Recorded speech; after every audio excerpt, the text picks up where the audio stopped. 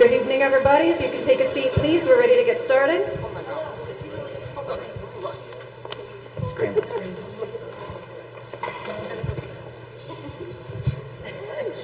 Thank you so much for coming. It's so nice to see so many faces. I'm glad you're here. Thank you for those of you tuning in online. However you're tuning in online, we appreciate you being here as well. Welcome to Candidate Night 2024. Behind me are the 5 candidates running for 3 seats on the Board of Education. In a moment, they will introduce themselves. I would like to start by introducing myself. I'm Samantha Ives, PTA Council President. Gabby will introduce herself in a moment. The PTA Council is the organizing body of the district PTAs. Each building has a PTA. I encourage all of you to please check your program. You have a QR link on there that will send you to your building PTA. You can also see us to learn more about what's going on.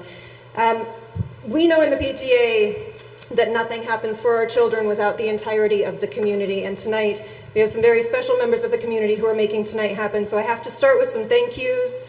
I'm going to start with Mr. Lewis right back here, who is our tech guru and is making all of this audible and visible. Thank you so much.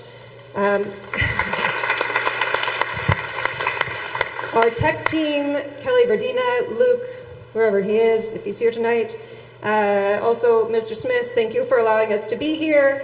Dr. Iverson, thank you for your support in getting the word out as well, and to all the building principals. Mr. McCoy, who has also lent his support tonight. The custodial staff, who are amazing. Just please always say thank you every time you pass them in the hallway. And the PTA volunteers who are making tonight happen. Please don't forget, if you're sitting here in the audience, you may continue to submit questions. I'll go over that format in a bit. The question sheets are over by the water coolers. I'm turning it over for Spanish translation at this time. I'll be right back. Buenas noches a todos. Mi nombre es Gabriela Barahona. Voy a traducir en español una porción de nuestro evento. Quiero presentar a Samantha Ives, es nuestra presidente del cónsul. El cónsul es una unidad que guía las unidades de las asociaciones de cada escuela. Antes de continuar, quisiera dar gracias al señor Lewis por su ayuda con la tecnología. Gracias a la administración de Woodlands por dejarnos usar este espacio hoy. ¿Qué más? Gracias a los miembros de la asociación que nos ayudaron para hacer que este evento se tome lugar. Detrás mío están los candidatos que están... sorry. Yes.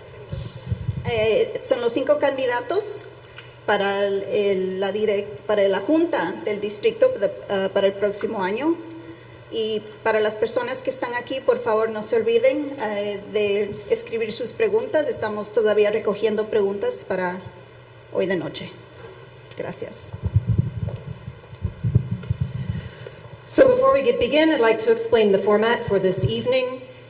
When I stop talking, the candidates will each have 2 minutes to introduce themselves. They have drawn numbers, so they are seated fairly randomly.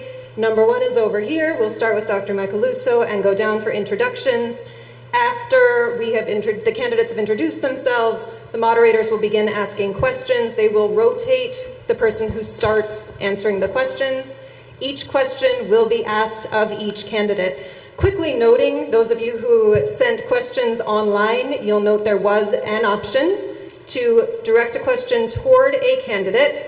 Not every candidate had a question directed toward them, and a number of the questions that are applicable to everybody. So the moderators, in collaboration for this evening, have decided to wrap those questions in and ask everybody. Everyone will answer every question.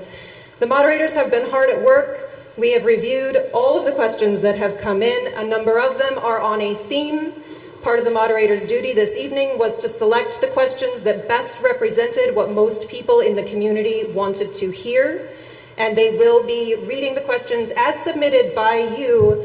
If anything, there may have been 2 that were similar and were slightly combined, but they are your words as chosen by the moderators for their applicability for this evening. Each candidate will have 2 minutes to answer. The moderators will be keeping time. We will get through as many questions as time allows. I'm going to let Gabby hold a minute. Ok, el formato para hoy de noche, cada candidato se va a presentar. Cada candidato tendrá 2 minutos. Los moderadores van a hacer preguntas de las que fueron enviadas por nuestra encuesta y las que son enviadas escritas hoy de noche. Han estado muy ocupados recogiendo las preguntas, encontrando las que mejor representan lo que la comunidad quiere saber.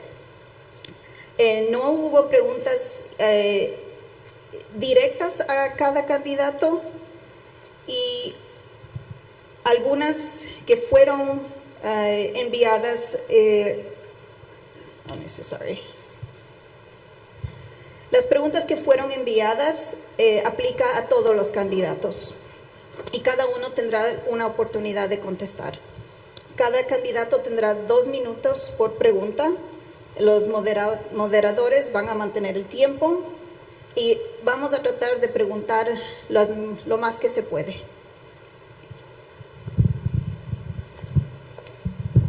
Okay, quickly, and final thing before we get going for this evening. PTA Council is pleased to announce that we are opening this year's educator grants. PTA Council is the 501c3 that guides and coordinates the work of the PTA unit, and this year we will grant up to $500 to educators in GCSD who propose projects that benefit students and the community. If you would like to learn more, please visit the snack table.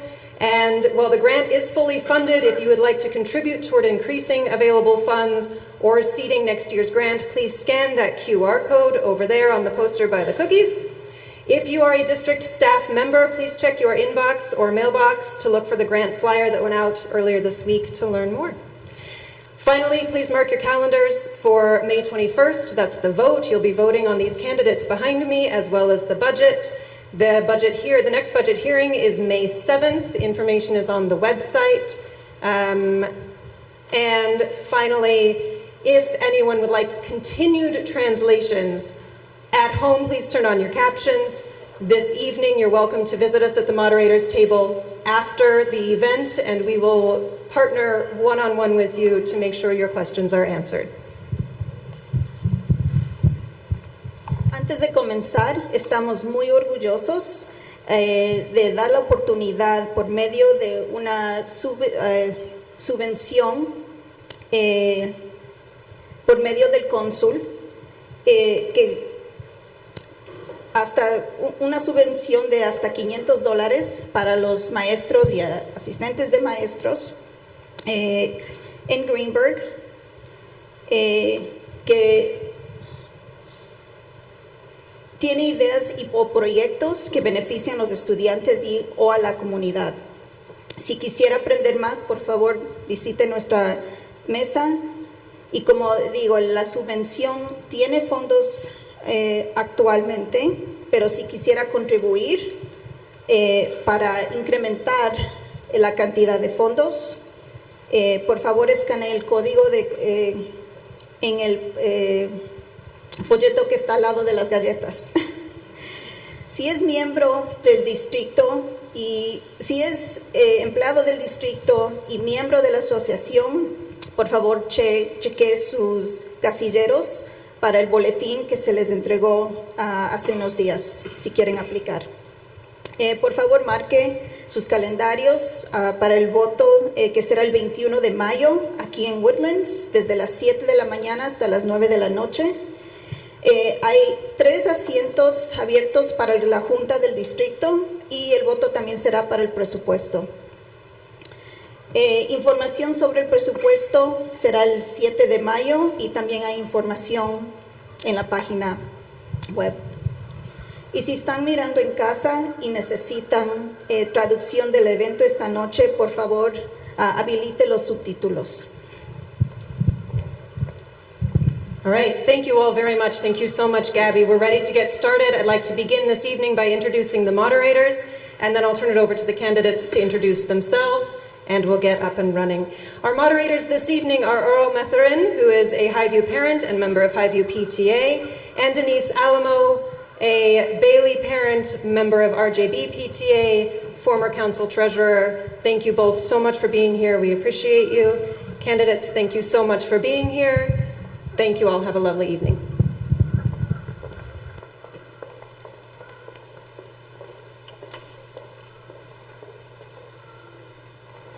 Good evening, everyone. Can everybody hear me? Great. Very happy to be here. Super excited about what's to come to help through this very, very important decision for our district. So we're not going to waste any time. I'd like to really just kick this off. Maybe Dr. Macaluso, you can start. I'd like to hear just a little bit about why you're applying for the board. Good evening, everyone, and thank you for the opportunity to share this space with you. So I'm Christopher Macaluso. I'm a 24-year veteran of public education, having served as a math teacher, assistant principal, executive director, assistant superintendent of professional development, and most proudly as your assistant superintendent of curriculum, instruction, and personnel. I'm a 5-year resident of the Hartsdale community, and so I am interested in running for the board because I have a passion for our community and for our school district.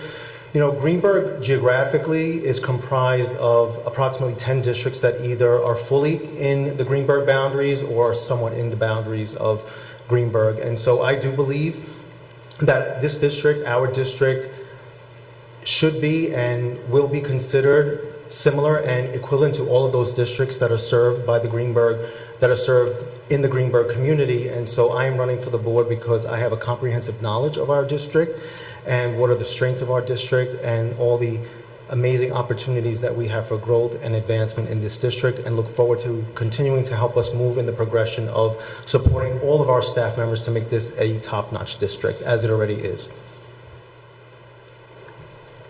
Thank you for that. And I would say one thing that I wanted to mention before we kicked off was, as you know, we have a timer. We have a 2-minute timer on all of your responses. So as we go along, it would be helpful to know if you would prefer sort of a verbal call out or a hand up. Dr. Macaluso, what would be your preference? I'd like a yes, please. Thank you.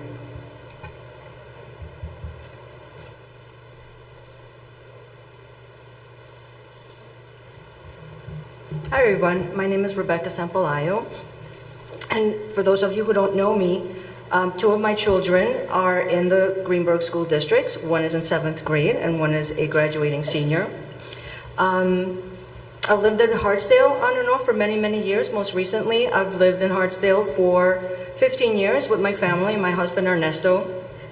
And I also have an adult daughter who went through the Mamaroneck school districts. So not only do I have that experience as a parent, but I'm also a bilingual speech and language pathologist, and I have been for approximately 30 years across different schools and across different districts, currently school-based in Westchester. And I did want to say that part of one of the reasons that I'm running is because I do believe in the strength of public education. And I do believe that education is a partnership between parents and educators. And this can be transformative at times. I've seen it in my own children when they've had relationships with their own educators. And I've seen the greatest growth in my own students when our work is rooted by this mutual respect, and when we have students that have felt heard and valued, and these types of relationships with teachers then take on diverse perspectives. Teachers can see the diverse perspectives of students and vice versa. In the context of these, students can take ownership and accountability and can help create our best learners when we act as a relationship-based, when we act within relationship-based teaching. And these students are willing to take risks for their own betterment and for their own independent thinking. And Greenburgh, I feel, has a lot of strengths in its diversity and its staff, as well as areas that continue to need growth. But I feel that it's always best to start with the strengths and then move forward from there. And I'm passionate about my work for and with children, and I do care about diverse communities, and I do my best to support the continued successes of Greenburgh, the Greenburgh Central School District.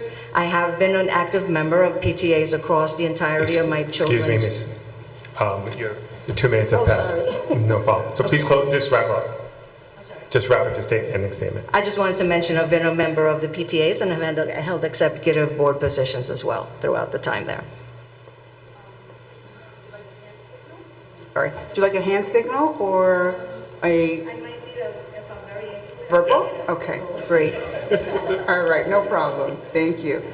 Trustee Washington, hand or a call out? You can call me out. All right. Hello, my name is Kiana Washington. I'm a proud alumni of Woodlands High School, class of 1990. I'm also a proud parent of 3 graduates of the Greenburgh Central School District, and my wonderful husband is a teacher here at the high school. I'm also very proud because I was an educator in this district as a teacher. I was also an assistant principal and principal of R.J. Bailey. And at this time, I'm a proud principal of PS 153, the Helen Keller School in Co-op City. The reason why I am running for the board is because I believe that all students, no matter what color, creed, or race, deserves a high-quality education and high-quality instruction. And to be on the board, you do need some educational background to help to make some of the decisions that need to be made for our students. So that's it for me. So you don't have to raise your hand or call me out. Thank you very much. Trustee Valen, hand or? If I'm not looking, then just... All right. Hi, my name is Christine Valen, or Chris Valen. My husband Augustine and I moved here 18 years ago from Spain, and we have 2 boys who've been in the Greenburgh School District since kindergarten. One of them is a 2023 graduate, and the other currently at Woodlands. I've been volunteering and attending board members in the district for over 13 years and have served on every single committee that exists, including ad hoc ones. I could name them all for you, but they've changed names over the years, so just to use your imagination.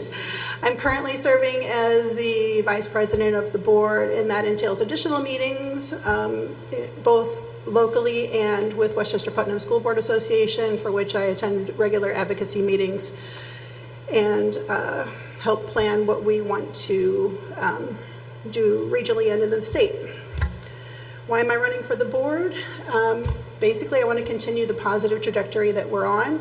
I think we've done a lot of good things over the many, many years, and when I say we, it's not me, it's the general we. It needs staff, it needs parents, it needs the students, it needs the administration, and I've said throughout all my time, it takes a village, to quote someone famous.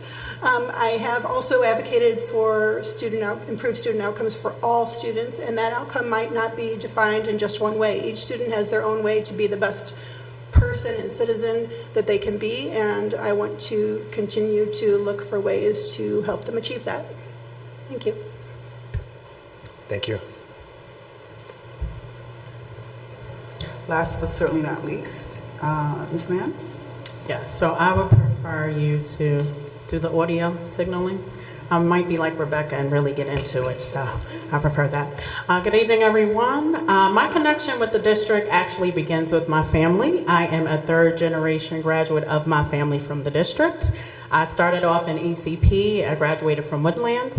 While I was a student at Woodlands, I was a member of the National Honor Society. I was able to earn a GPA high enough to have been awarded a full academic scholarship to Delaware State University. That's an HBCU in Delaware.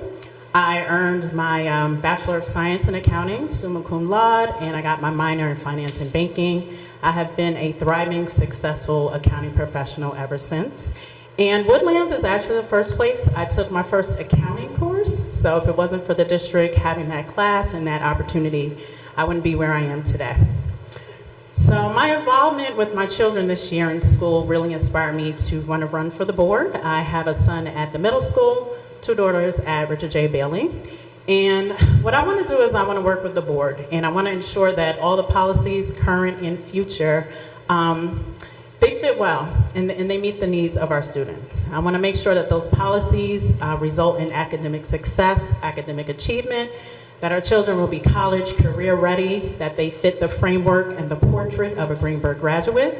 I want to work with facilities as a team, start tapping into our current resources, see what that would look like for the future.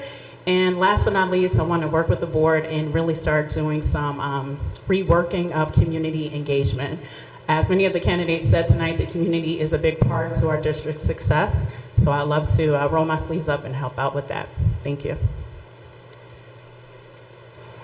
Thank you very much. So we're going to start at the end of the table again, and then we're sort of going to rotate our questions moving forward. So the first question for this evening for Dr. Macaluso, what experience and skills have prepared you to serve as a board member? So starting from my career as a teacher, those skills have prepared me to be able to identify and put leadership in place on what quality instruction looks like, and quality instruction for all students. So having served in many different settings with high ELL populations, high students with disabilities population, and then of course with just natural diversity that you have through race and ethnicity. So being able to take a look at instruction and see how it can and how it does meet the needs of all learners is where my skills begin. Secondarily, moving into the administrative role, I've had a number of experiences where I've been able to support quality workforce as a principal, as a director, and as an executive director, and assistant superintendent of professional development. And so I believe that that skill is helpful in taking a look at an organization and the health of the organization to see how are we supporting our individuals, how are we helping to grow our individuals so that we retain staff members. In my current role, serving as your assistant superintendent of curriculum instruction and personnel, I've had an in-depth look at the intricacies of the district and how the district functions, where are our strengths, where are our budget priorities, where might we perhaps be able to shift some of those budget priorities, where is our programming strong. I've had the ability to expand programming, IB programming, offering different courses, adding courses. We're in the beginning processes of thinking about dual language and bilingual education and how we expand that for our different populations. Any and all of the aspects related to collective bargaining and how we support all of our various members there in those units. And so, those are some of the pieces that I have that I believe are important for running for the board. And of course, the skill and passion of being a community member. And again, recognizing that our perspective and our image is something that will help to continue to have the community prosper and to grow. Thank you so much. We're out of time. Sorry. You may go. So I feel that I have several qualities. One of is that I am a graduate of this district and I'm very rooted in this community, not only because I graduated here, but then I decided to come back, and I love Woodlands and I love all the schools in the Greenburgh School District. I'm a very organized person. I am a good problem solver. I have had leadership positions not only in the school district that I work in now, but also as an educator at the university level, as well as in other districts where I was the head of the speech and language department. So I was able to manipulate those situations to the betterment of the school, to the betterment of our the work that we were doing with students. And I feel that as an individual, I come with a lot of different perspectives that I can apply in making those relationships with not only the rest of the board if I were to be elected, but also with the educators and with the students. And with all that in a neat package, I feel that that would help me be a good board member for Greenburgh Central School District. First and foremost, my love for Greenburgh. I am Greenburgh. Greenburgh is in me. And I don't know how many of you know the historical aspect of the part of Greenburgh that I live in, where during the Harlem Renaissance, if you had a certain amount of money, they allowed you to live in the Parkway Gardens area. That was called the Ghetto Diamond at that time. So many of my roots, the excellence of being Black is Greenburgh. And it's something that only if you do a lot of research, you can truly understand why I am proud to be Greenburgh. And of course, 3 years ago, I became a board member. So I think that has given me the qualification to become a board member again, learning a lot about the ins and outs of being behind the other door, as I was an administrator in this district and teacher in this district and parent in this district and student in this district, but now understanding the other aspect of having one vote, one voice, and working with other people using your collaborative skills and using your listening skills so you can hear other people's perspectives. And that's what we want to provide for our students. We want to provide mirrors and windows so they can see themselves in the board, and then we provide windows so they can see other people's perspectives. Excuse me. Regarding my experiences and skills, the last part of what Trustee Washington just said, I cannot emphasize enough. I think we've both learned over our last 3 years that that's key, is to listen, to question adequately, and to build that collaborative effort to getting the best answer we can at the time with what we have available, and knowing that we're one of 7, that collaboration is key. As far as other experience, again, I mentioned earlier that I've been volunteering in the district, both as a PTA person and attending board meetings for over 13 years. I currently chair the audit and governance and policy committees. And I just want to note that previously I did work as a revenue manager for the Europe, Middle East, and Africa region, and also served as a liaison with our Asian subsidiaries, and I have experience with contracts, controls, and process audits. And I intentionally created a diverse team and have the experience of bridging differences to work towards a common goal. And I think that's a big part of board service. Thank you. For me, I want to say that my current role, I'm a senior manager of collaboration accounting at a pharmaceutical company, really coincides with a lot of the qualities that make an effective board member. For example, being a team player.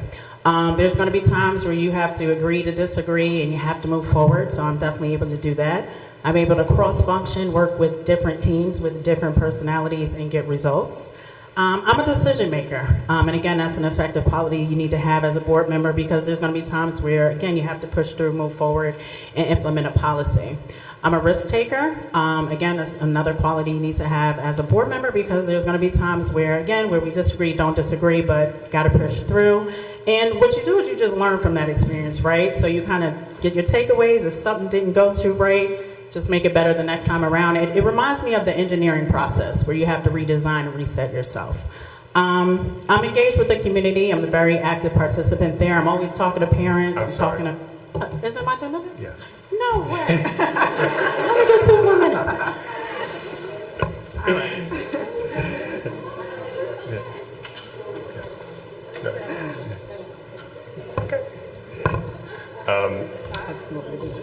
Sure.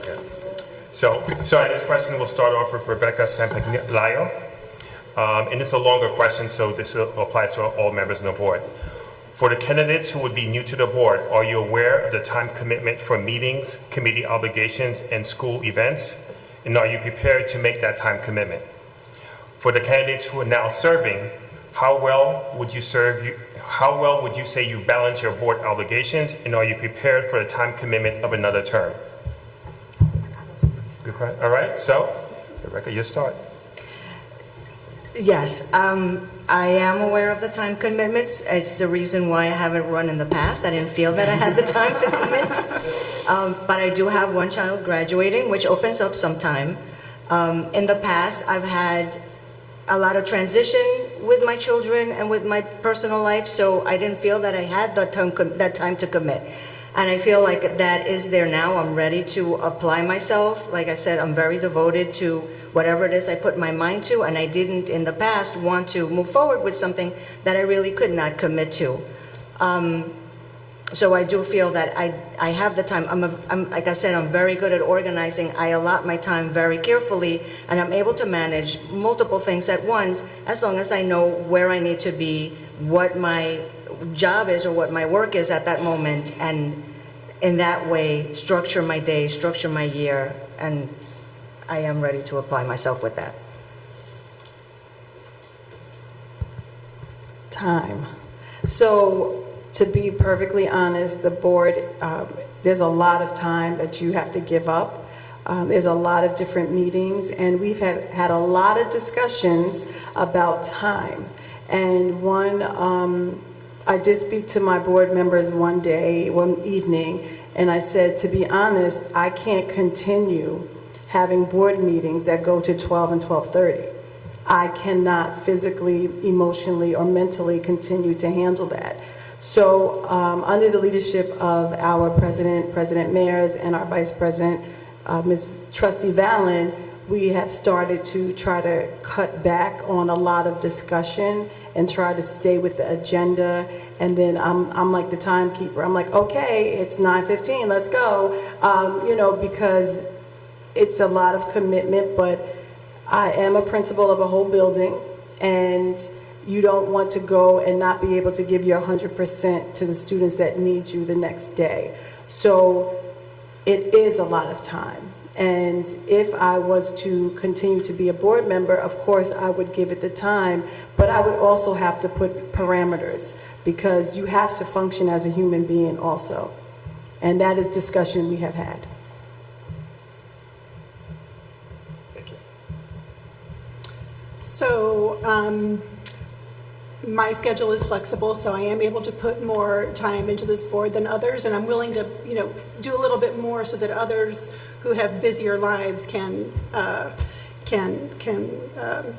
that time, and I'll cover some of the committee stuff. I just want to illuminate to the public a couple of things. A lot of people think this is a paid gig. This is a volunteer job for all of us, and it is a lot of time. In addition to the meetings, we get weekly packets. It's a lot of reading.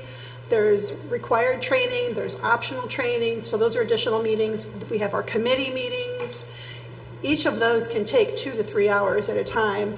And then we are liaisons at the building, so we try to attend building functions. We try to attend other district functions so we can get a feel for what's going on in buildings where we're not at as often, and talk to as many community members as possible. In addition to that, we're attending advocacy meetings with local legislators, especially around budget time. It is a lot of time. And ideally, we have 7 people on the board who are willing and able to split that time in an equitable way. Again, I can pick up the slack for someone else, but we all need everybody pulling that cart together, or it's going to go a little more slowly, or it might veer off track a little, and resentments can build up. So we really do need people who have that commitment to serve this district as best they can. Thank you. Thank you. Can you repeat the last part for the new candidate? Absolutely. Yeah, okay. For the candidates not serving, how well would you say you've balanced your board obligations, and are you prepared for the time commitment of another term? Okay. Well, in terms of time commitment, I will be committed. I'm at a point where I want to add value, and I want to give back to this community, the community that raised me. So in terms of long meetings, I would love to revisit the current format if we could as a team, and just to make sure some of those, I guess, late meetings are really that necessary of the content. I don't know. I'm not serving yet. But it's something that we can revisit, because again, we should all align. Time is important. And to be honest with you, I'm a working mom too, so I would probably check out by 9. So there's not too much decision making I think we could do. But anyway, I'm committed to whatever it takes. Again, I'm one of those people that roll up her sleeves and get the job done when we have to, no matter how long it takes, especially if it's gonna, better our district and be advantageous for the school children. Thank you. All right, thanks very much, you guys. We have one more. Do you have one more? Yeah. Oh, I'm sorry, Dr. Macaluso. That's So okay. you're still beginning. So first and foremost, my time commitment is always there, because I currently provide that level of time and support to the district, and so that would be something that I would be able to do seamlessly.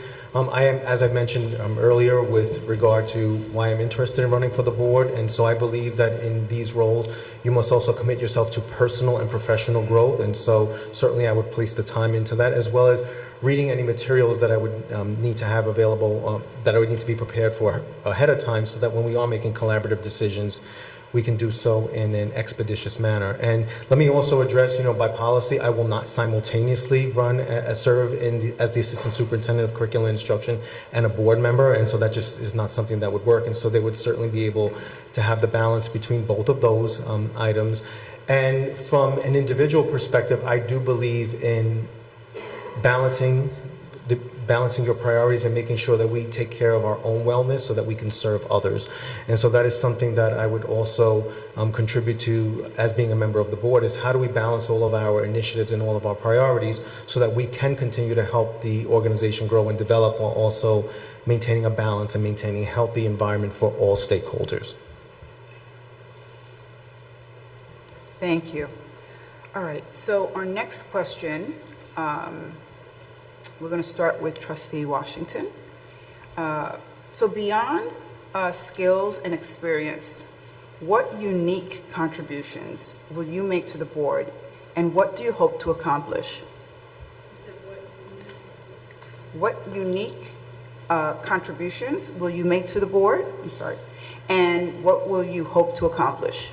So I think one of the unique contributions is my work around equity and inclusion and diversity, and making sure that the board and that the superintendent and assistant superintendent take the time to really study, to understand anti-racist practices and how to make sure that we're not following racist practices that have been embedded in the educational institution since the inception in the United States of America, and to really bring out the disparities of black and brown children that still exist in 2024. And as a district, what are we going to do to ensure that all students are heard, all students have a high quality education? What are we doing? And how are we educating ourselves on doing right and doing better, just with knowledge? So I think having that in my toolbox can really help our district. As diverse as we are as Greenburgh, I think we do need to educate ourselves a little bit more on that. You're good.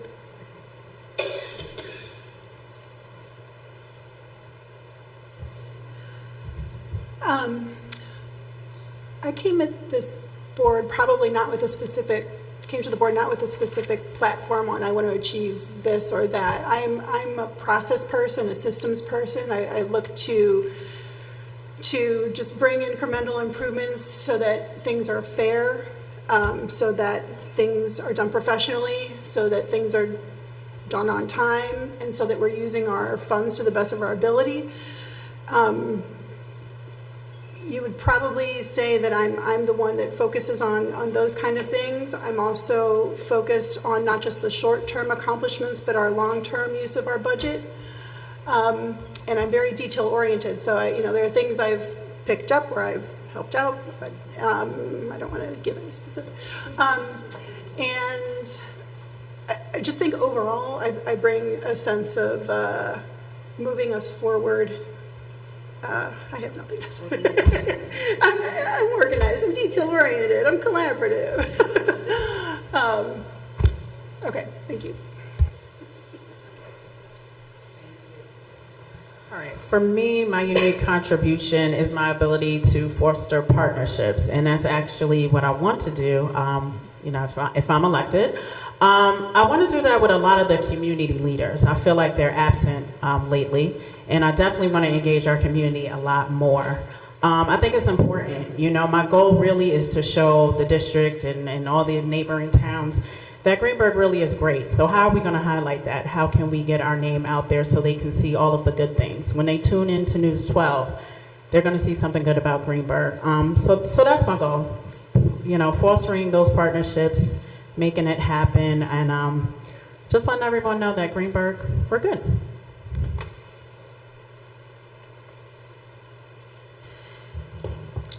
I think some of the contributions that I can offer, again, to reiterate things that I've already spoken about, first and foremost was taking a look at our instructional programs. And so during my time here, we've been able to see some strong increases in our academic performance.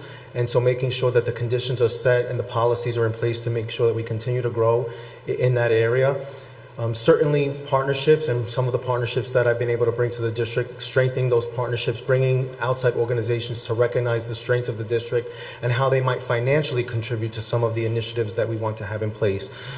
I also would contribute an opportunity for the district to take a look at programming for all of our students, and so are there opportunities for us to maybe perhaps bring some CTE programming back in place to the district instead of having our students go elsewhere to receive that level of education, because our educators here are top-notch, and so if they can receive that education from our teachers here and under the leadership of our administrators, then why not bring that back to us as well?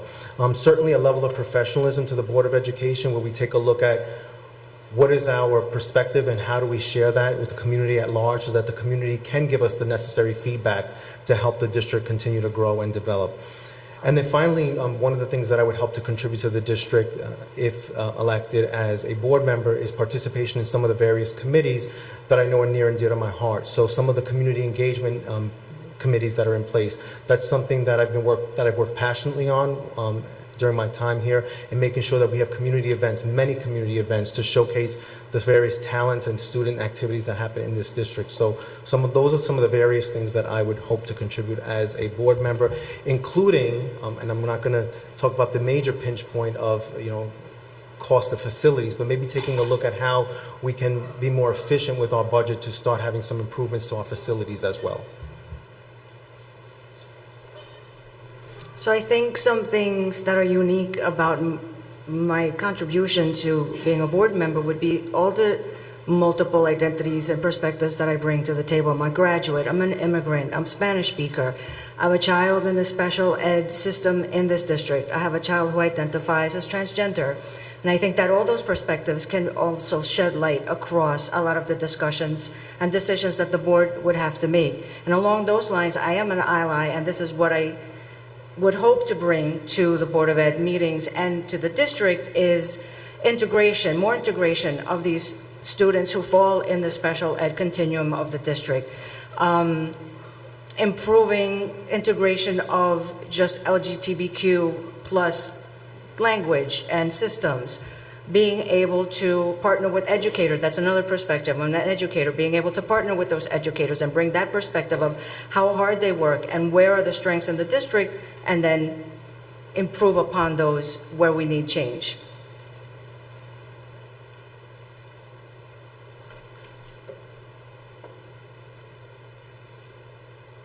Sorry, thank you. This question also falls under district priorities. And so this question is from the audience in terms of education and the facilities at GCSD are improving slowly with much needed coordination between parents and the administration.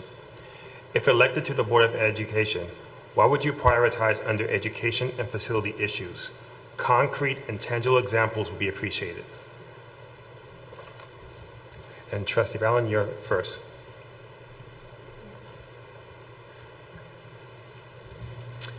So fiscal planning and facilities, which is now combined into finance and facilities, is one of the committees I've served on the longest, both before my board service and during.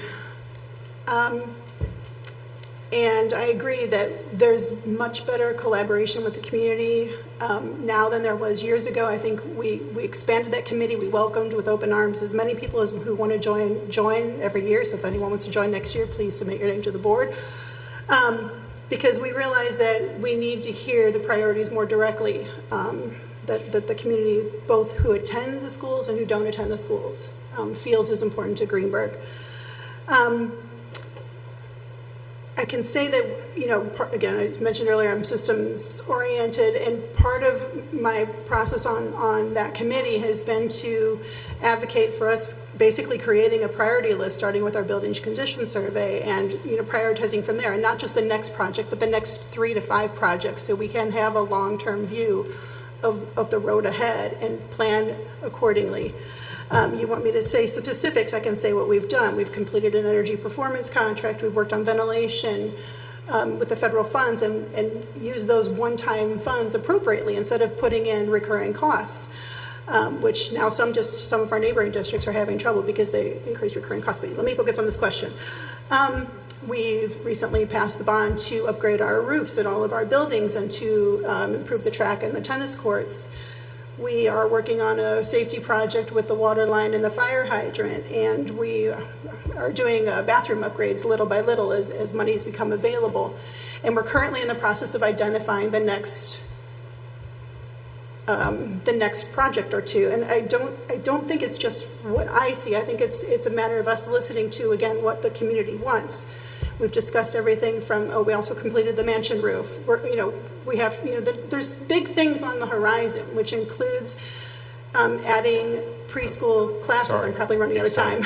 Yes, Didn't really answer, but. Yeah, can you repeat the question? Sorry. absolutely. Okay. Education and the facilities at GCSD are improving slowly with much needed coordination between parents and the administration. If elected to the BOE, what would you prioritize under education and facility issues? Concrete and tangible examples will be appreciated. Yeah, for me, I'll tap into the education piece because facilities, what I would love to do at some point is maybe connect with other districts and see what's working for them and what's working well. Because I'll be honest with you, when my mother came here to vote, she said, that building looks like it did in the 70s. So, that spoke volumes to me. I'll leave that at that. But from the education standpoint, for me, I would like, oh boy, this is a good one. I would like to kind of see us as a district really start focusing maybe on the type of learners that we have in the classroom. I think that's important because, like I think Chris said earlier, we have different learning styles and kids are different now. It's not set in stone. So I want the district to kind of focus on that. I think that would help when the kids are in the classroom as far as teacher management and things of that nature. Another thing I like to focus on is the science of reading. I think that's very important. I believe you guys are looking into new reading programs, but I feel since COVID, and this is probably a nationwide problem, honestly, that our reading is not up to par to where it should be. In terms of facilities, I think you guys are doing a great job, but like I said, it would be nice to kind of tap into and see what other districts are doing to see how they're progressing and how they're moving going forward. So there we go. 2 minutes? Yeah, okay, you got it. So from the teaching and learning aspect, I'll reiterate that we already have a very strong instructional program here in GCSD, and that's attributed to the fabulous faculty that we have here and the amazing school leaders. So I'll reiterate what I had shared earlier. I would certainly recommend and hope to provide some guidance on how we continue to take a look at bilingual or dual language programming for our emerging population that would require that level of service. And then again, taking a look at our CTE programming. So we have an amazing amount of programming for our gifted students, for our students who are disabilities. Our special ed programming is top-notch in comparison to programming that you would see across Westchester County. And so building on those strengths, but then perhaps taking a look at some of the conversations that I've had with our students, as well as our administration. How do we start to take a look at some of that technical education programming that some of our students desire, and they want to do it here. They want to do it in this school. From a facility standpoint, knowing that that is something that the community is focused on, I would keep it very simple. We have a capacity issue in many of our buildings. And so how do we take a look at the buildings that exist, and how do we look at existing dollars? How can we repurpose dollars and perhaps leverage some other opportunities? I was able to support the recommendation that we tap into our elected officials to help support the capital bond that we had passed. And so, making sure that we are looking at all of those resources so that those resources can be added to our budget to help us take a look at some of the capacity issues that we have in our school district so that the students have optimal learning environments and optimal classroom spaces in all buildings from ECP all the way up through Woodlands Middle High School. So, as I mentioned previously, out of my own experience, as far as the education component is concerned, I would want to discuss ways of integrating the special ed students more into the community. They do already, I'm not saying that they're not, but how to do that more seamlessly and more consistently, as well as how to discuss the different pathways for students who don't fit that box of graduation when they move out of the Greenburgh School District, the transition of them across those diverse pathways of graduation and what happens to them after they graduate. How can we set them up for the most successes possible? Increase attention and parent involvement in sports, the music, curriculum, the arts.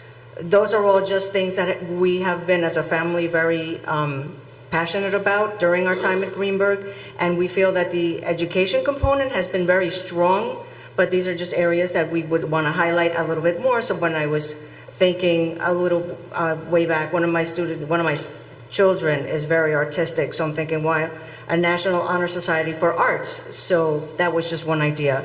As far as the structural integrity of the buildings and buildings issues, the school does look exactly the same as when I went here. And in fact, my senior looked at my yearbook and said, it looks exactly the same. So there's areas that I do seek to educate myself more and to be able to help in promote the betterment of the buildings or funding. I'm not sure how to do that yet, but it would be something that I would seek to educate myself on.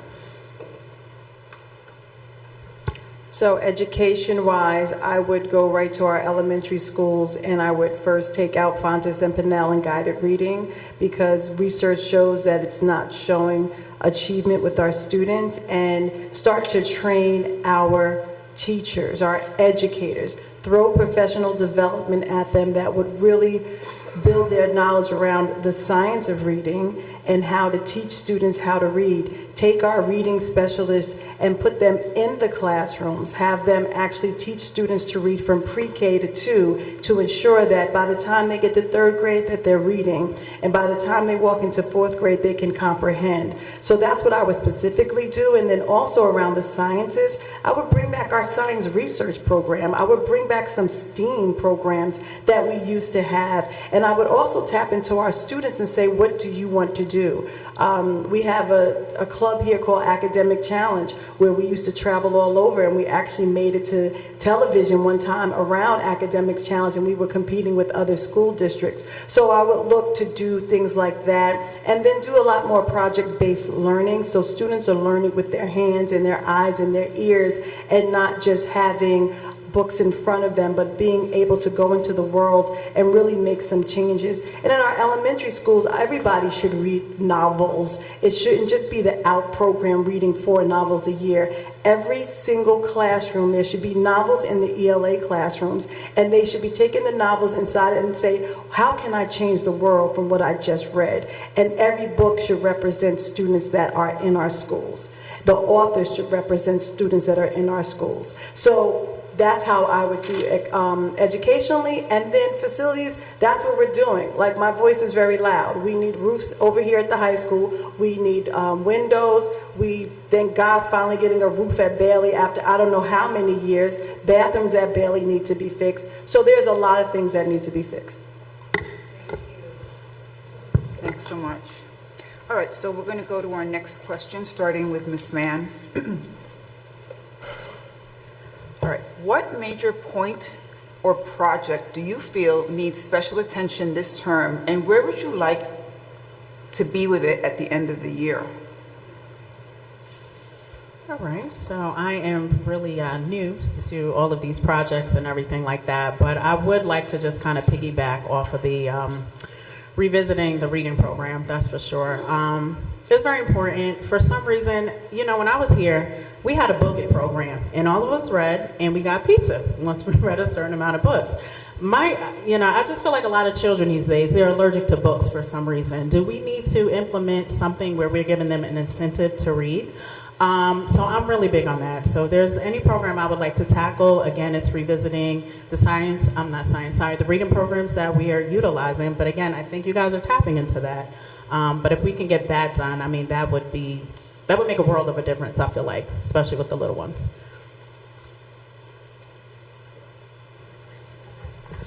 I think the one major activity that should be focused on for this term is taking a look at our capacity issues in our schools and trying to make sure that we have all of our students at a particular grade level in the same setting. So we know that our pre-K students are separated into 2 different campuses, and we currently have a space issue at one of the campuses. And so how do we take a look at some of those pieces, and how do we make sure that we have all students in one grade level either together, or that we take a look at how we can have a community of learners working simultaneously in a setting so that they can learn with each other and in a positive environment. So definitely the capacity and facilities issues.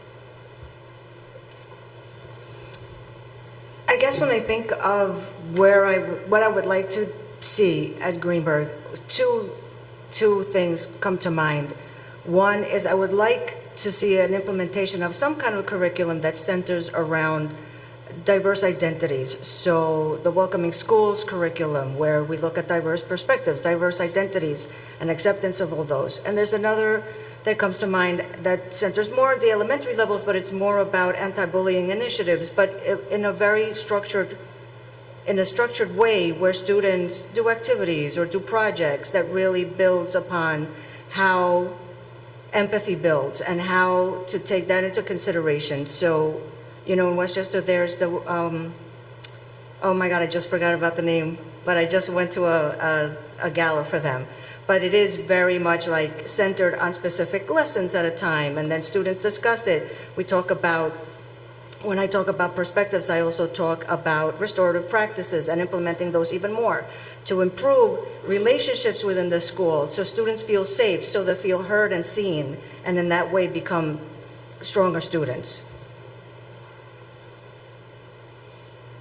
So, two special projects. One, I would really pour into our educators. I would really want to have a lot of professional development for our educators, because when you build the capacity of your teachers, you make them stronger pedagogues, and when you make them stronger pedagogues, then the students in front of them become stronger learners. So I really think tapping into our educators, and then also looking at our suspension rate, especially of Black and brown children, to see where we are and to see how we could use the data to see where we need to really stop, because we know suspension is the pipeline to carceration. So how, as a district, are we stopping suspension, and what are we doing to build our students' habits of character?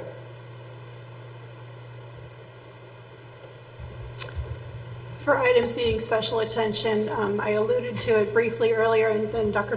Macaluso just mentioned it. We are approaching a space issue with our facility, so we really need to examine where expanding classrooms on campus falls in our project list.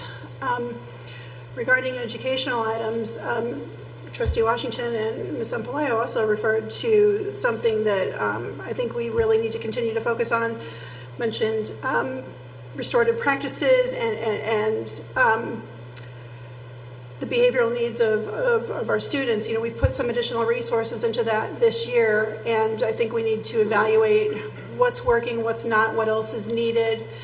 Looking at are the students getting what they need so they can become fully involved in the district, both with extracurriculars, if that will help them attend school and participate in their learning, or are there other supports that they need, perhaps even outside the district, but that we can refer them to. I think those are things that we need to focus on in the next few months. Thank you. Dr. Macaluso, this question will start with you. How do you feel about teacher unions? How will you prioritize teachers and their needs? So that's an amazing question to ask, because I am certainly a supporter of bargaining units, teachers unions, administrative unions. So as I mentioned in my introduction, I come from a space where I was responsible for supporting and developing over 1,800 faculty members in my previous district. And so when I came to Greenburgh Central School District, I said to myself, wow, this will be amazing, because I can get to learn everyone's name and support a much smaller cadre of individuals. And so I have certainly put things in place to help provide our teachers and our faculty with some of the resources that they need for the changing paradigm of education. So one of the things that was mentioned was restorative practices. And so that's an example of something that was put in place under my leadership to help our educators be supported, and also help them understand how do we see it from the lens and how do we see it from the viewpoint of our students, so that we can help and model for them expected behaviors, and then help them understand how do they correct their path and how do they restore relationships. And so I appreciate working with bargaining units. I believe that we are in it together. We are a team. And so when items are brought to the table and discussed in a cohesive and a constructive way, then it's a win-win for everyone. Can you just repeat the question? The question is, how do you feel about teacher unions? How will you prioritize teachers and their needs? So I'm a part of a teacher union myself, so I feel very positively about them. I feel that teachers work incredibly hard and have shifted so dramatically in what they needed to do from the course of the pandemic till after. Parent expectations have also changed so much that teachers have even applied themselves even more post-pandemic, if that's even possible. So as far as I'm concerned, teachers are the primary greatest resource that the district would have. And if they need training, if they need resources, the collaboration between the Board of Ed and the administration and the teachers is really crucial to the success of the district.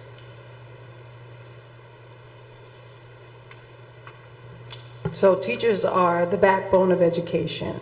And to have the union, a lot of people are like, oh, you don't need a union, they shouldn't have tenure. But just like anyone in this room, any child, if you feel safe and welcome and nurtured, you will give your best. So it's the same thing for our educators. If they have the safety of their union, knowing that if something happens, they are able to have someone to talk to, have someone to advocate for them, it's a win-win because they feel safe, they feel welcomed, they feel nurtured.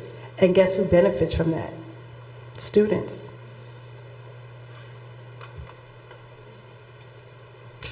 I was just reflecting. My father was a member of a different union, so I do understand the importance of unions. I think we need each union to be strong and to be a partner with us in just as Trustee Washington was saying, in bringing this district forward. And as Ms. Sampaleo was saying, which was also going through my mind, since we've emerged from the pandemic, everyone's kind of reevaluated their work-life balance. And, you know, we need to have that conversation, or we are having conversations about expectations versus understanding, and it's a difficult conversation because we have to value each person's needs at the moment in their time, and without the union structure, we can't really have those conversations. So, yeah. Thank you. Yeah, for me, teachers are, like we were saying, the foundations of a student's success. They really shape students for who they are. In terms of unions, this is something new for me. I've been corporate all the time, so I'm not sure how the board would play into the union, but if we are supposed to, be those ears for them to come to, and we're supposed to support their initiatives, then I'm all for that. Like I said, I'll be an ear if there's a time we have to agree to disagree. I want to be the mediator to help out if I need to, and support the union as needed, if you will. Thank you very much. So our next question, we'll start with Ms. Sampalayo. Okay, here we go. Sorry, my glasses are making this very hard to see. Budgeting in districts with limited financial resources can be challenging. As a board member, what areas would you spare from budget cuts? I'm sorry, what areas would I what from budget cuts? Spare. Thank you. I think that core curriculum cannot be spared, so curriculum has to be part of our budgeting. Areas that I would hope not to spare on would be on the arts and sports. I feel that those two are really build so much character and build so much of like a whole person in education, and that I don't feel that school is all about like the curriculum and your core classes. I think that it's the outside classes, it's the specials that you get to take, the clubs. I would hope not to cut from clubs. That really builds a whole person and helps us create students that then go off into the world to be good functioning human beings. I wouldn't spare our teachers.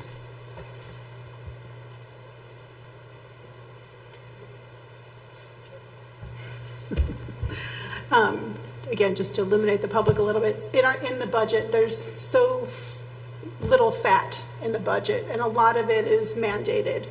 whether by union contracts or by state or federal law or by designations on how we're supposed to use certain monies that have been allocated to us. So, we've been pretty responsible, I think, over the last few years, many years, as far as trying to trim that fat and use items appropriately. If that said,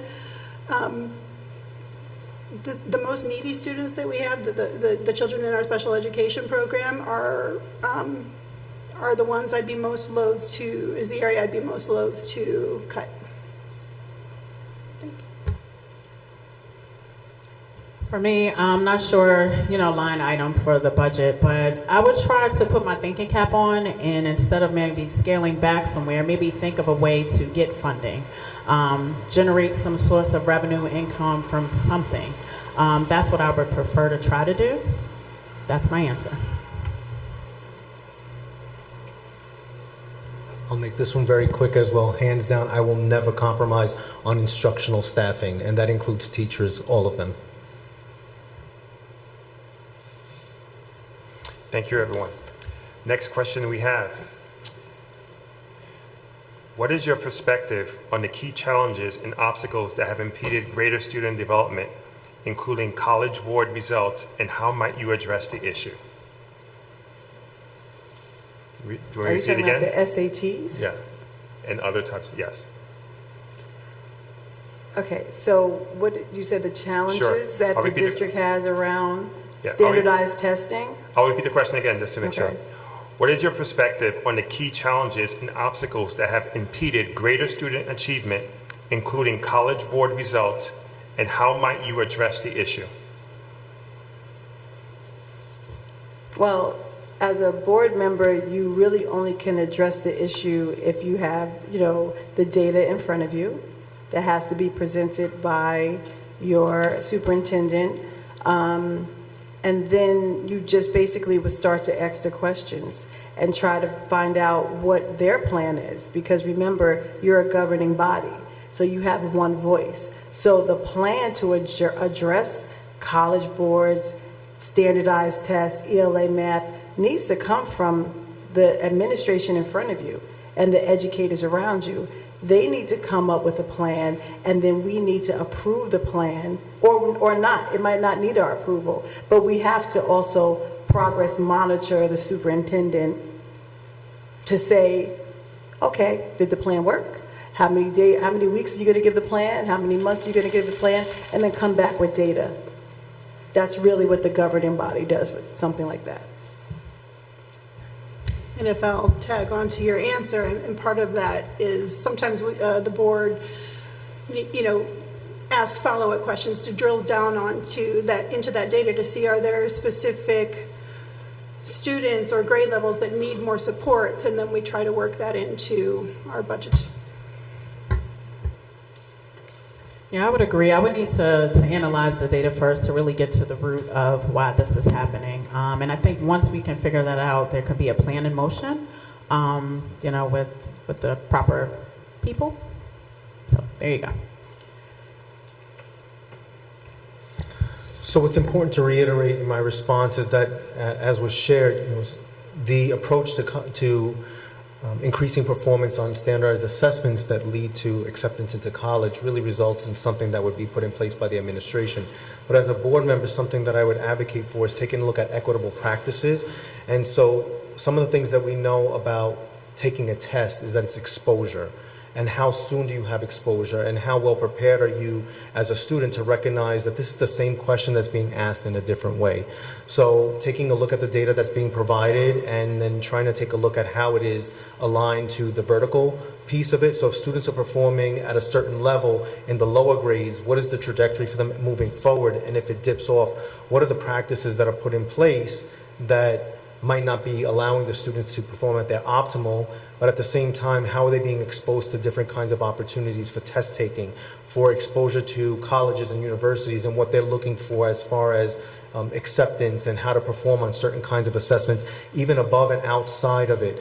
One of the things that I helped to lead in the district in my current role was taking a look at our college and career readiness pieces. So how are we looking at the seal of civic readiness, and how are we looking at different types of things that, how are we looking at our IB programming and whether or not students are taking an IB course, not to complete the full DP program or the full diploma program, but taking courses that they might be interested in because it gives them that exposure to test sophistication or test taking strategies that will help them perform better, not only on a standardized assessment, but then also on an interview or through an essay that would gain them access into college or a separate career. I agree with everything that the other candidates have said as far as data and as far as exposure. I do want to add that parent involvement is huge as well. As a parent, I've seen classes being offered for students for readiness, for test readiness, and the enrollment of those students is minimal, or the students don't show up who have enrolled. And I think that involving the parents, bringing them into the discussion as well as the teachers, the administrators, is really key to improving that area. Thank you very much. So our next question, we're beginning with Trustee Vallon. Are you currently a PTA member? And what role do you see PTA playing in the district? I am currently a member of each and every unit in the district. And I've said for a long time that I think the role of the PTA is the PTA is a little bit different. You're not always in full lockstep with the district because you need to be advocating on behalf of families and students. And I personally see the role of the PTA as being a community builder and fostering that sense of belonging, as well as partnering with each building level and then at the council level with the district as far as what are your members saying is most important for your students to be happy, whole, educated children.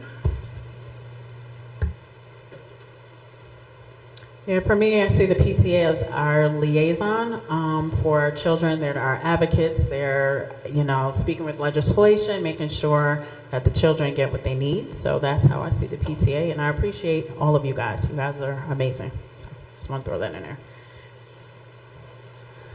I am a proud member of the Woodlands Middle High School PTA, and I certainly have a heart for middle school, so that is why I chose to be part of this PTA, and I'm also, a member of the other PTAs just by default in my current role. PTAs are the pulse of the community, and so having had many experiences in my whole career working with PTAs to take a look at how we can be partners in enriching the curriculum and providing students with exposure, again, going back to the piece with test preparation, how we can provide our students with exposure to different opportunities that might not be part of the regular curriculum. So bringing in guest speakers, bringing students to perhaps a different kind of an opportunity so that they can go ahead and become their very best, but then also bringing the PTA and bringing the parents into various community events that we've showcased throughout this district. So I'm currently a member of the Woodlands Middle High School PTA as well. In the past, I've been a member of every other PTA where my children have been at school. I think that the PTA just builds such community, and I originally joined when my first student was here at Lee F. Jackson because I felt like I wanted that connection to the school, to other parents, to not only the administrators but the teachers. As the liaison, Spanish, translator, interpreter for many years across Lee F. Jackson, Highview, and at times at R.J. Bailey, I also felt that helped foster connections for some of the parents who maybe felt a little alienated or isolated because they didn't speak the language. So in my participation in PTA, my goal has always been fostering community, fostering connection, and then helping parents problem solve and see what's out there and seek out other opportunities for their children if that's what they wanted. So I am not a member of any PTA in Greenburgh, but when I see the PTA, I believe that the PTA should be involved by coming to board meetings, by sending representatives so we can hear the voices of the parents, and then also opening themselves up to all parents. And I know for me, sometimes when you see a PTA, you see PTA of clusters of parents that kind of live in the same neighborhood or are friends. And my wondering is, how do we open ourselves up to both sides of Greenburgh? How do we make sure parents want to be a part of the PTA? How do we really involve them in the PTA? So definitely being a voice. We need to hear from the PTA more. I know as a board member, it would be nice to have a representative. I know it's hard, but like tag teaming, so someone can come out and just voice the opinion of what's happening in the schools, great things and things of concern, so that we can partner and making sure that we're working for all of our students.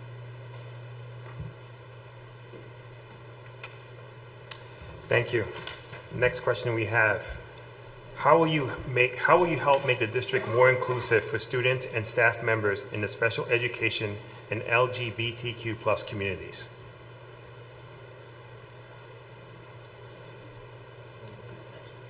I think that's me. Yeah. All right, so the question was, how would I make them inclusive? I think the district, honestly, from what I've seen and what I've heard from other parents, is doing a pretty good job there. So I don't really have, anything negative to say. That's just, again, going off of what I've heard from other parents.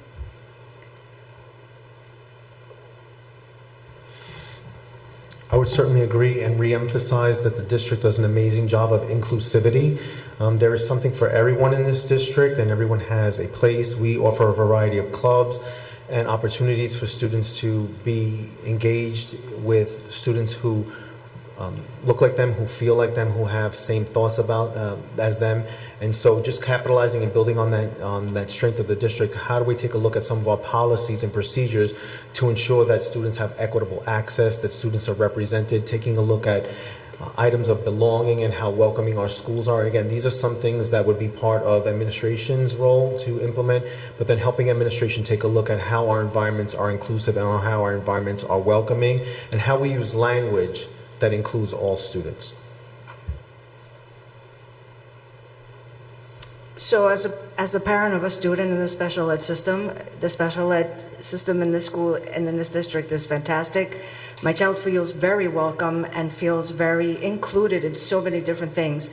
I think as far as talking about special ed, I would like to see more work on transition services, so when they leave, as I mentioned previously, when these students graduate, whether it is at 18 when they're a senior or when they're 21 or 22 and they exit out of the school system, how can we best prepare these students for life outside of being in school, because school is all they've known for so long, and a lot of them go without employment, without housing.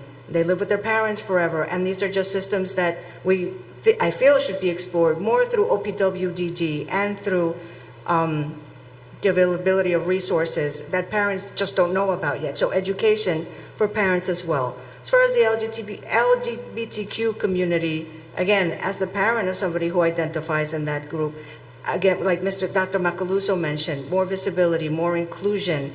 The program I had mentioned before was the Be a Friend project. So it's not only about anti-bullying objectives, but it's also about inclusivity. The Be a Friend project is a very detailed curriculum about different perspectives and different identities. And just to include that language and those perspectives of different minded individuals into the schools. So Greenburgh Central School District, as an employee, parent, student, I've never experienced anything where we were not including, but I do believe that if we feel that we need to do more, that we need to build what is called an equity team.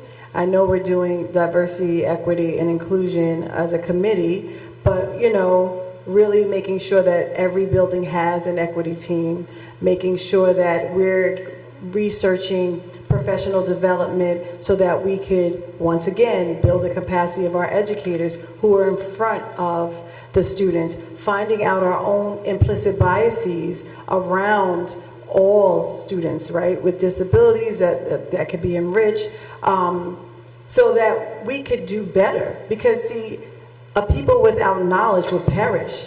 How are we doing anything if we don't pick up a book or if we don't develop ourselves?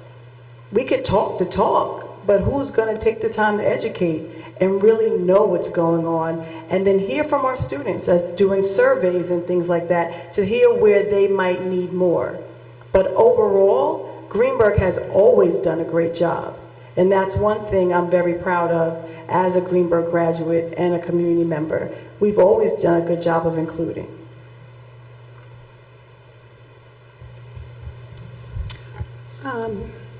So I agree with a lot of that's been said, so I'm just going to list a couple of things. We do things overall very, very well. I think there's some work around the edges that we could do. Ms. Ampalayo mentioned transitioning after school. I think we could improve some of the transitioning between buildings, especially for our special ed students. And part of that, I think, is building time into the superintendent conference days at the beginning of the year, allocating time for the staff to go through the IEPs so that they're not trying to cram all of that in to the first week of school or not having to do it on their personal time. And then that will help them understand what the students that are entering their classrooms need to begin the school year successfully. I think we have a great program here at Woodlands Middle High School, which is the Pioneers. I think we could do a little bit more advertising on that program and get more people out to those games and to the Special Olympics. I think, check your calendars, I want to say next week might be the art and music show. And then you've probably heard, or if you watch meetings, especially in the beginning of the year, I'm often asking for any parent who wants to serve as a parent representative on the Committee for Special Education, Committee for Preschool Special Education, to raise their hand. We have, I think, one parent volunteer, and we'd love a roster of parent volunteers to show up at those meetings. So I'll just put the plug in here right now. Thank you. Thank you very much. So this is the last question for the evening, and what we'd like is to get through this last question and then end the evening with closing remarks. So Greenburgh Central School District has for a number of years dealt with several issues which have taken communities focus, I'm sorry, I'm freezing and I can't think when I'm freezing. Which have taken community focus away from our children's education and added unnecessary stress to the working of the school district, including the Board of Education. How would you ensure, as a part of the BOE, that our children's education will remain the focus?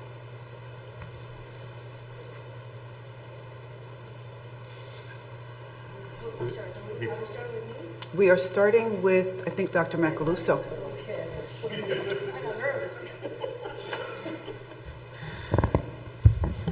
So certainly, having been a resident of the Greenburgh community for the past 5 years, I'm very well aware of some of those things have taken the focus away from educating our children. And one of the things that I have done and will continue to do if elected to the board to put the focus back on the teaching and learning process is to continue to celebrate the amazing things that happen in this district. One of the things that I'm very passionate about sharing is that when I see community members in BJ's, in Trader Joe's, in ShopRite, and they ask me about the school district, and then they present what they believe is their interpretation of the school district, I immediately demystify their perceptions of the district, because this is truly an amazing district. There are so many committed people here. I've always indicated that the benefit or the strength of the district is the commitment of the faculty. And so really making sure that we focus on our people is, I think that something would be first and foremost in making sure that our students continue to thrive. Because if we take care, there's a book out there that if you don't feed the teachers, they will eat the students. And that's absolutely correct, okay? If you don't feed the people who we trust to lead our district, to function in the district, to educate the precious cargo that's sent to us, then we will not make sure that this district is the amazing place that it should be.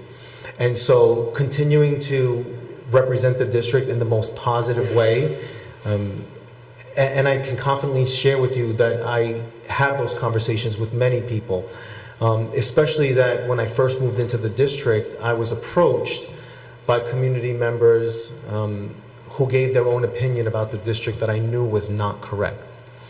And so making sure that we continue to take a conscious effort and look at that and celebrate the amazing things that happen here so that we can continue to shift that perspective and continue to show that this district is just as top-notch as any other district in Westchester County.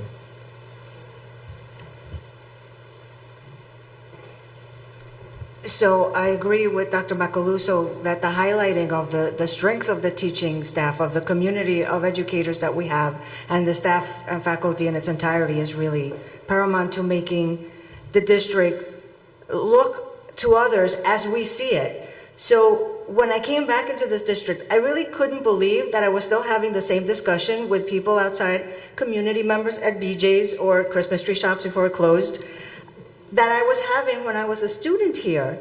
And there's so much, I think so much is rooted in implicit bias, and you really have to talk to the community members and show them what is positive, what is good about the district. It is so much. And in recent years, there are so many things that we can really just outline. The board has worked so hard in recent years to really manifest that and make it and highlight it so that it's so easily seen. Of course, there's still going to be people out there that talk very negatively about Woodlands, but it's our job as community members and as Board of Ed members to really demystify that, as Dr. Macaluso had mentioned. So as a Board of Ed member, I would be one of 7. The diversity of the Board of Ed is also in its beauty, where we bring different perspectives and different viewpoints. So I would hope to continue that. So there will always be challenges. How do you make sure we focus on our students? Is put your money where your mouth is. That means the funding needs to go to our students. We need to make sure that they have the correct instruction in front of them. They're being enriched. They have resources so that they can do whatever they want to do whenever they want to do it, because it's right there. If you always will have adult drama, that's the nature of the beast. But if we say we refuse to let grown-ups disturb the students, then that's what we need to say. And one thing as a board trustee, I'm always saying, what about the students? If the money's for the students, let's do it. If it's going to help the students, let's do it. So we have to really, and that will be a part of the community and parents, come out and start to say, where's the money? Is it going to instruction? Is it going to the buildings? Do the students have proper bathrooms? Do they have proper water filters? Where's the money going? Because it should go to students. And that's how we stay focused. If we all have the same common language, and the language is our students, and we're not just talking, but we're walking the walk, then we can stay focused when there is drama.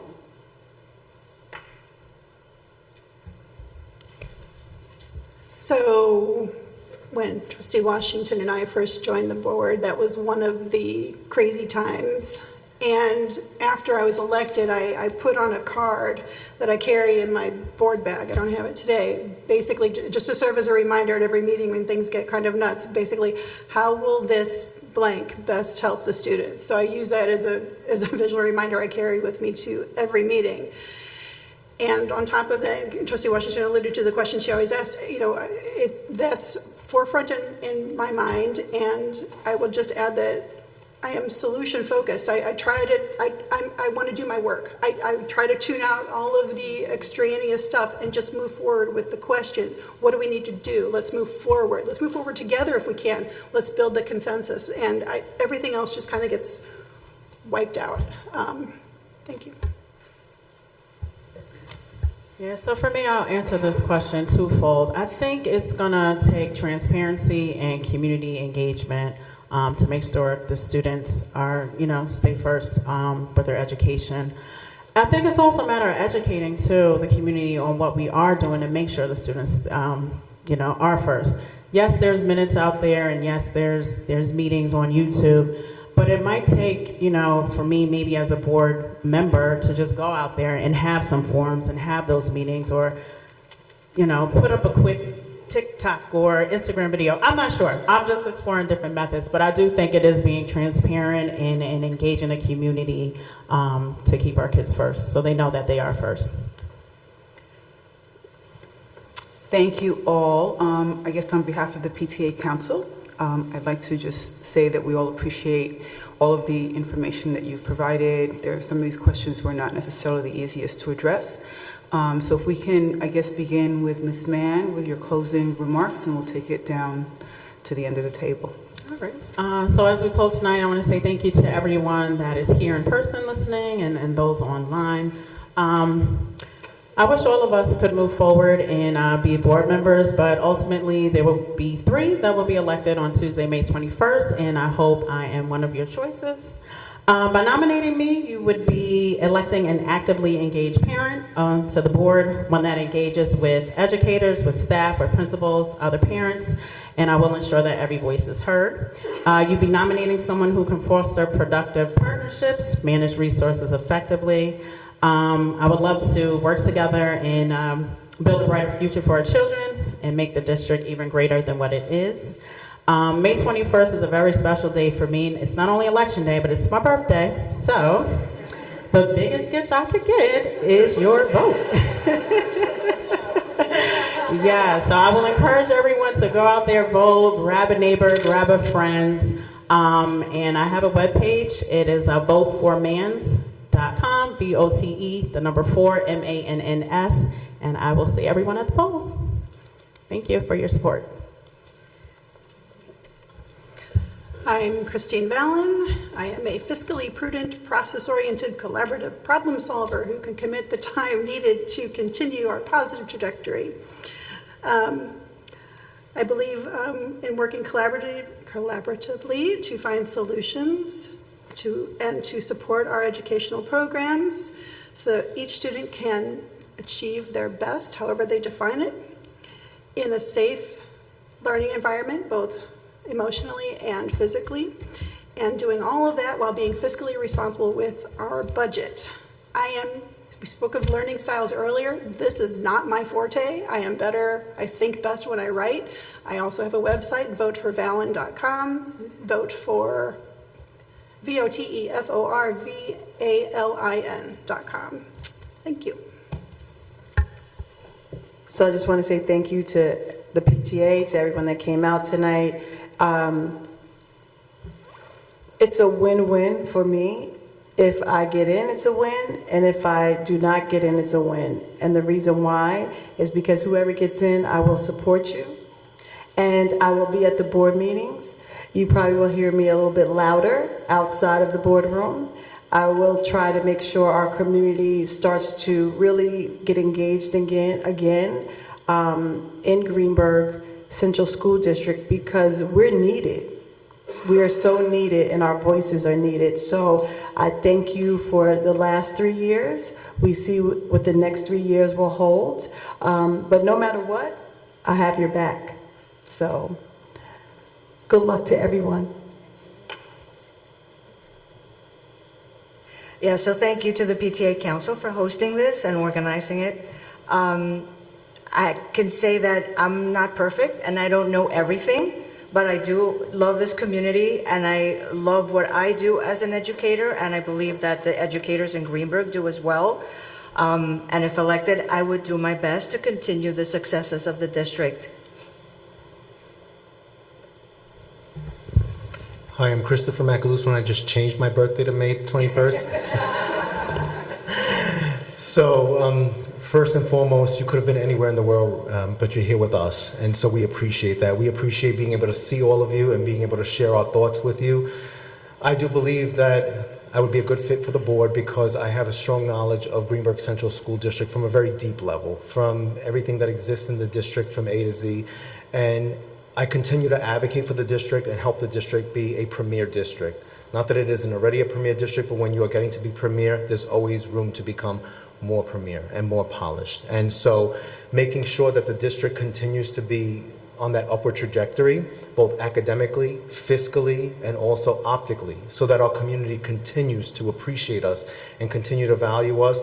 And if elected to the board, working collaboratively with the other board members to make sure that the best decisions are made for our children so that they can be the very best that they want to be in life, whether it be anything, right? There is a place for everyone, and whatever their goal is, I believe it starts in pre-kindergarten for us to ask the students, what is it that makes you feel amazing and what do you want to do in life? And then what do we continue to do along the process to get the children to be that way so that when they leave Woodlands Middle High School, they can achieve whatever their very best is and we can turn them over to the world as the best version of themselves. Thank you for your time.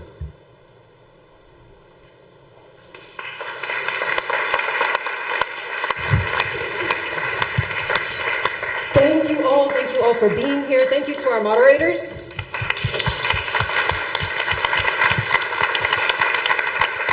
The moderators put in a lot of work before this evening and they guided us well. I really appreciate that. Best of luck to our candidates.